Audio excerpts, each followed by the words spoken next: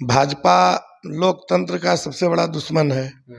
वो खुल करके सामने आ रहा है। उनका काम है पहले ईडी से, सीबीआई से, इन सब लोगों से तंग तबाह कराना अपने विपक्षी नेताओं को, और बाद में फिर जो है तोड़ मड़ोड़ के अपने दल में मिला लेना। महाराष्ट्र में भी हम लोगों ने देखा कि किस तरह से शरद पवार के पार्टी के विधायकों को तोड़ करके और अपना वो वाहवाही लूट रहे हैं कि हम तो बहुत ही ताकतवर हैं। और इसी तरह से वहां भी किया गया था। अजीत पवार के ऊपर करोड़ों रुपया के घोटाला का चार्ज लगाया गया था, और जब दबाव बन गया वो उधर चले गए तो सब फकसक हो गया, गंगा नहा लिए। तो तेजस्वी जी के ऊपर भी, उनके पिताजी लालू जी के ऊपर भी लगातार भाजपा वाले लोग ये पहले से भी दबाव बनाते आ रहे हैं। तो 2024 स्पष्ट है, मोदी जी को इस देश से जाना है। भाजपा वाले खुशी मना रहे हैं 9 साल बेमिसाल। 9 साल तबाही का साल है, पूरी जनता करा रही है। मोदी जी अब अकबकाहट में ईडी सीबीआई का इस्तेमाल कर रहे हैं, चार्जशीट में नाम जुड़वा रहे हैं। तो इस जोड़ देने से क्या होगा? इससे एक व्यक्ति पर दबाव बन सकता है, जनता को आप पूरे दबाव में नहीं रख सकते। और क्या करेंगे? वो तेजस्वी से इस्तीफा मांगेंगे? हाथ पसार के मांगने से होगा, गिड़गिड़ाने से नहीं होगा ना। अजीत पवार से भी इसी तरह इस्तीफा मांगे थे, बहुत बड़ा घोटालेबाज है, और इसके बाद में वो भाजपा में चले गए तो उनको उप मुख्यमंत्री बना दिए।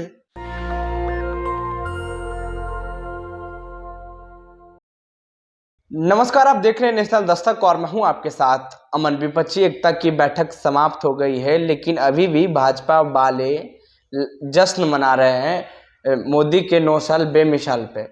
2024 में क्या करेंगे? जो तमाम विपक्ष के नेता पटना में बैठे थे, उसके बाद 24 के चुनाव आने वाले हैं, उसमें क्या करेंगे? जिस तरह से तेजस्वी पे लगातार मतलब उन जो उप मुख्यमंत्री पद पे हैं, चार्जशीट के मामला उजागर हुआ है, उस पर लगातार लोग अब भाजपा वाले कटाक्ष कर रहे हैं कि उनको इस्तीफा दे देना चाहिए।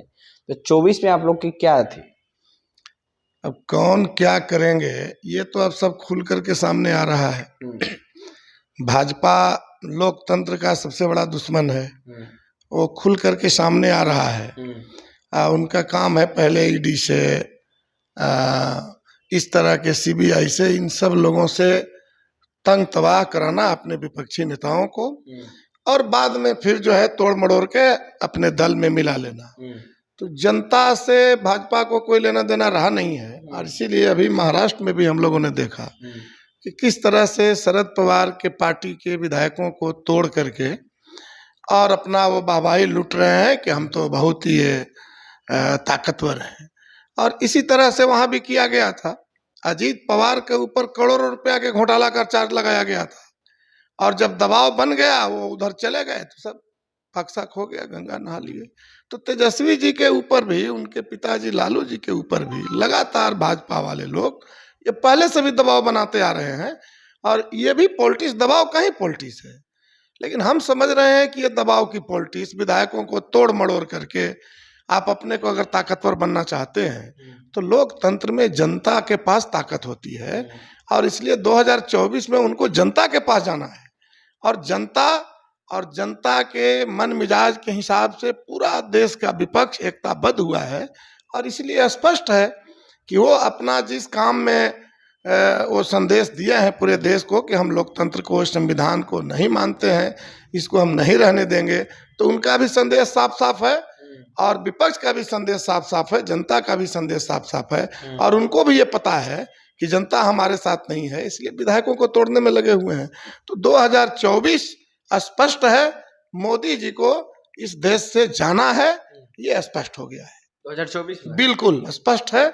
और इसीलिए देख रहे हैं कि पूरी ताकत के साथ विपक्षी एकता बिहार में मीटिंग किया। आने वाले दिन में अगला मीटिंग भी इसी माह में प्रस्तावित है, और ये मीटिंग तो केवल औपचारिकता है, जनता ने तो तय कर लिया है। और इसलिए मोदी जी अब अकबकाहट में ईडी सीबीआई का इस्तेमाल कर रहे हैं, उसमें चार्जशीट में नाम जुड़वा रहे हैं। तो इस जोड़ देने से क्या होगा?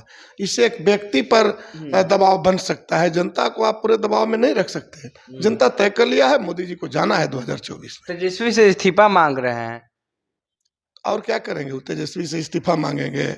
अजीत पवार से भी इसी तरह इस्तीफा मांगे थे, बहुत बड़ा घोटालेबाज है, और इसके बाद में वो भाजपा में चले गए तो उनको उप मुख्यमंत्री बना दिए। तो वो मांगने से, वो हाथ पसार के मांगने से होगा, गिड़गिड़ाने से नहीं होगा ना। तय कर लिया है जनता तो आपको रोने और गाने से फुर्सत नहीं मिलेगा। जैसे जिस तरह से शादी ब्याह में नहीं देखते हैं रोने गाने की औपचारिकता होती है, अंततः तो विदाई होती ही है ना। तो विदाई तो इनको होना है अब 2024 में। ये मांगने से क्या होगा इनको, पूरे बिहार जान गया है। पहली बार नीतीश कुमार उतना नहीं समझे थे, इस बार जब इस महागठबंधन में आए हैं तो उनको पता है कि किस तरह से ईडी सीबीआई के माध्यम से दबाव बनाकर बिहार को भी अस्थिर करने की कोशिश चल रही है। तो हम लोग जो महागठबंधन के लोग हैं वो एकताबद्ध हैं और हम लोग मानते हैं कि तेजस्वी जी और उनके परिवार कहीं से भी इस तरह के कार्रवाइयों में संलिप्त नहीं है, बल्कि ये सब मोदी का दबाव बनाने का एक तरीका है, भाजपा को दबाव बनाने का ये तरीका है। भाजपा वाले खुशी मना रहे हैं 9 साल बेमिसाल। 9 साल तबाही का साल है, पूरी जनता करा रही है। नोटबंदी है, इस तरह से देख लीजिए, बिना सिर पैर का लॉकडाउन, जीएसटी, एनआरसी, तो ये सारे चीजों को इस 9 साल में जनता झेली है। नींद से सोई है जनता। हर 8 बजता है तो वो टीवी एक बार देख लेता है कि कहीं मोदी जी का फिर कोई सपना तो नहीं आया, और सपना आता है और सुबह 8 बजे से कुछ नया नया स्कीम लाते हैं, और जिससे आम जनता बेचैन रहती है। तो आम जनता के लिए बर्बादी, तबाही, इसका ये 9 साल बीता है। अब इसीलिए तो जनता इनसे छुटकारा पाना चाहती है, मोदी जी से। बिल्कुल पूरे देश की जनता चाहती है कि जल्दी छुटकारा मिले ये मोदी जी से, क्योंकि ये लोकतंत्र के और संविधान के सबसे बड़ा ये दुश्मन है। और इनके 9 साल में जो तबाही हुई है उससे जनता अभी उबर नहीं पाई है, इसीलिए इनको जाना तय है। और पूरा बिहार की जनता ने, देश की जनता ने ये मन बना लिया है। करें कि 2024 में वैकेंसी नहीं है, मतलब मोदी ही रहेंगे 24 तक। खतरा ये है कि अगर 2024 में वो आ गए तब इस तरह की स्थिति आएगी, जिस तरह की संसद भवन के उद्घाटन के दौर में उन्होंने संकेत पूरे देश को दिया है, राष्ट्रपति से उद्घाटन नहीं करवाना, सिंगल को सामने रखना, और ये संदेश देना कि जिस तरह से एक राजा दूसरे राजा को सत्ता हस्तांतरण करते समय अपना मुकुट का आदान प्रदान करता था, राजदंड का आदान प्रदान करता था, वैसा देश चलेगा।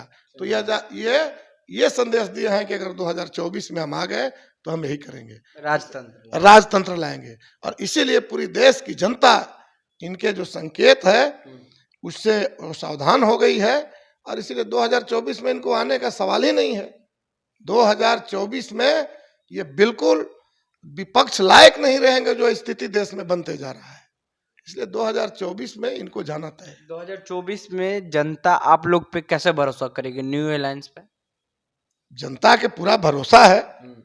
जिन जिन लोगों के बीच, जैसे क्या था, ये 2019 में इनको वोट कितना मिला था, 2014 में इनको वोट कितना मिला था, और जो वोट इनको नहीं मिला था वो कहाँ गया था? वो गया था विभिन्न जगह, छोटे छोटे टुकड़े में गया था। और जिनके जिनके पास ये वोट गया था वो हम सभी एक मंच पर आ गए हैं।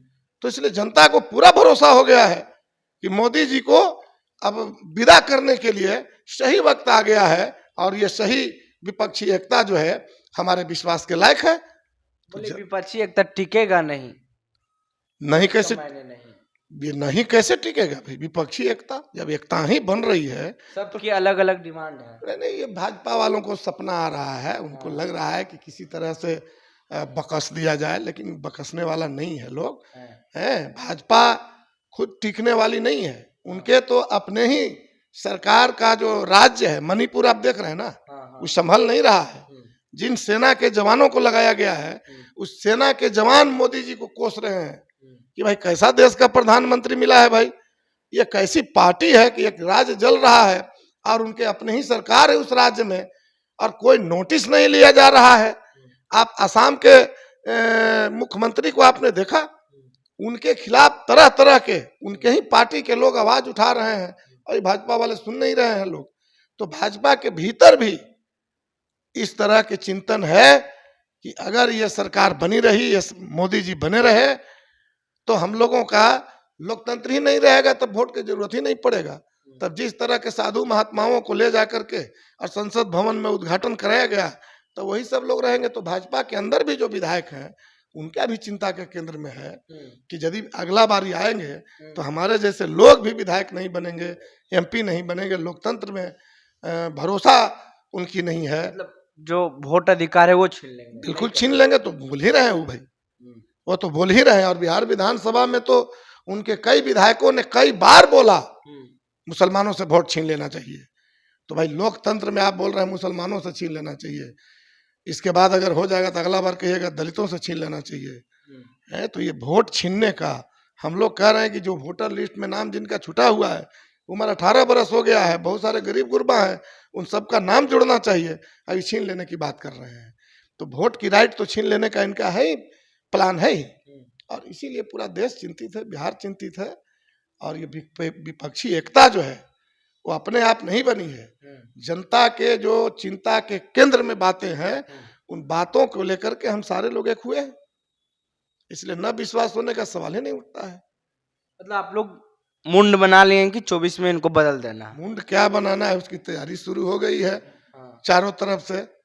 आप देख रहे हैं पटना में ही तो मीटिंग हुई विपक्षी दलों की, और उसमें आप सभी पत्रकारों ने कितना बढ़िया से देखा, आपने कितना बढ़िया से ये मीटिंग हुई, कहीं कोई नुक्ताचीनी नहीं हुई, बिल्कुल इत्मीनान से ये तैयारियां चल रही है। और इसलिए जाना है, मूड क्या बनाना है, इसमें हमारा व्यक्तिगत मामला है। हम तो जनता के प्रतिनिधि हैं। जनता का जो दृष्टिकोण होगा, जनता का जो चिंतन होगा, जनता की जो भावनाएं होगी, उसी का तो हम लोग प्रतिनिधित्व करते हैं। इसलिए जनता की पूरी भावना है कि मोदी जी से बकस दिया जाए। वैकेंसी बोल रहे हैं कि 24 में है ही नहीं, जो इन लोग झूठ मूठ के ये सब करते हैं। नहीं, अभी तो बच रहा है। 24 में आ जाएंगे तब दिक्कत होगी, क्योंकि ये कह रहे हैं कि हम 50 तक राज करेंगे। तो भाई एक बार कोई जीतता है 5 साल के लिए, हम 5 साल के लिए वोट मांगते हैं। अब ये कह रहे हैं कि अगर कि अब 50 तक हम राज करेंगे, तो इसका मतलब है कि अगर 24 में आ गए तो ये बात सही है कि फिर चुनाव उनाव नहीं होगा और तब वैकेंसी खत्म हो जाएगी। इसलिए ये वैकेंसी निकालने वाले जो इनका पावर है, इस पावर को ही हम लोग खत्म कर देना चाहते हैं, समझे। लोकतंत्र कोई वैकेंसी बहाली नहीं है। लोकतंत्र जनता का प्रतिनिधित्व है। और इसलिए 24 में इनको जाना है, और 24 के बाद और लोकतंत्र को मजबूत करने के लिए हम लोग और बेहतर प्लान बनाएंगे। आपकी क्या प्रतिक्रिया है, नीचे कमेंट बॉक्स में दें। फेसबुक पे देख रहे हैं शेयर करें, हमारे यूट्यूब पे देख रहे हैं चैनल को सब्सक्राइब कर लें। अमन, पटना, बिहार से। धन्यवाद। नेशनल दस्तक की आपसे गुजारिश है कि अगर इसको बचाना चाहते हैं तो नेशनल दस्तक को सब्सक्राइब करने के लिए रेड कलर के सब्सक्राइब बटन को दबाएं, फिर बेल आइकन की घंटी दबाएं। नेशनल दस्तक को बचाने के लिए बहुत जरूरी है कि हर खबर को शेयर करें, लाइक करें, कमेंट जरूर करें।